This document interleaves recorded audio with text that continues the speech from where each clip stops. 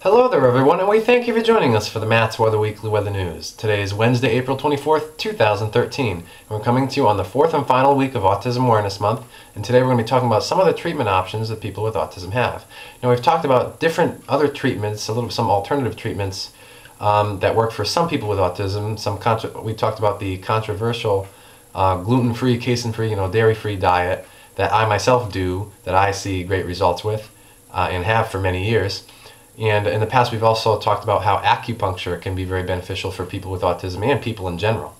But now we're going to talk a little bit more about some other treatment options. Now, early diagnosis and treatment helps young children with autism to develop to their full potential. The primary goal of treatment is to improve the overall ability of the child to function. Symptoms and behaviors of autism can combine in many ways and vary in severity. Also, individual symptoms and behaviors often change over time. For these reasons, treatment strategies are tailored to the individual needs and available family resources. But in general, children with autism respond best to highly structured and specialized treatment.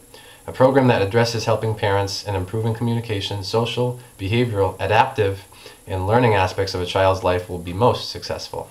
The American Academy of Psychiatrics, the AAP, recommends the following strategies for helping a child to improve overall function and reach his or her potential. Behavioral training and management uses positive reinforcement, self-help, and social skills training to improve behavior and communication. Many types of treatments have been developed, including applied behavior analysis, also abbreviated ABA, treatment and education of autistic and related communication handicapped children, TECCH, and sensory integration. Specialized therapies. These include speech, occupational, and physical therapy. These therapies are important components of managing autism and should all be included in various aspects of the child's treatment program. Speech therapy can help a child with autism improve language and social skills to communicate more effectively. Occupational and physical therapy can help improve any deficiencies in coordination and motor skills. Occupational therapy may also help a child with autism to learn to process information from the senses, sight, sound, hearing, touch, and smell, and so on, in more manageable ways. Medicines.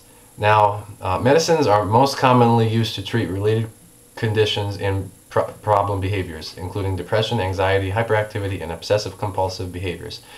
Now, I myself don't really agree with the use of medications to help any psychiatric condition. That's just not really, I'm just not an advocate. I'm not an advocate for that at all. I'm really more of an advocate for the more natural approach, the more holistic treatment approaches. Community support and parent training.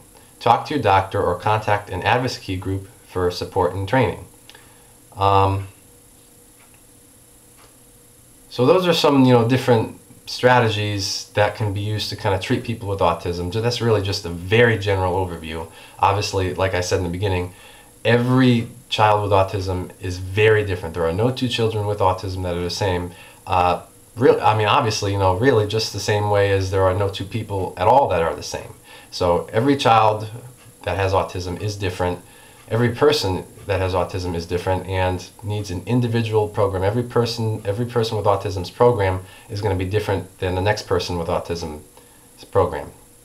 So anyone who has autism is going to have a different program than someone else who has autism. Okay. And if you have any questions on any of this stuff, or you have anything else, any other aspects of autism that you have questions about that you'd like me to go over on the show, in future shows, please feel free to email me at mattsweather1@AOL.com, and I will definitely be talking, even though this is the last week of Autism Awareness Month, I will definitely, throughout the year, do a web show here and there about autism. But this is the last week in Autism Awareness Month. Okay, and now your WFSB Channel 3 early warning 7-day forecast. Tomorrow, Thursday, April 25th. Partly to mostly sunny, breezy, and seasonably mild. High 64 degrees inland, 62 at the shore. Friday, partly sunny, high 63 degrees inland, 58 at the shore.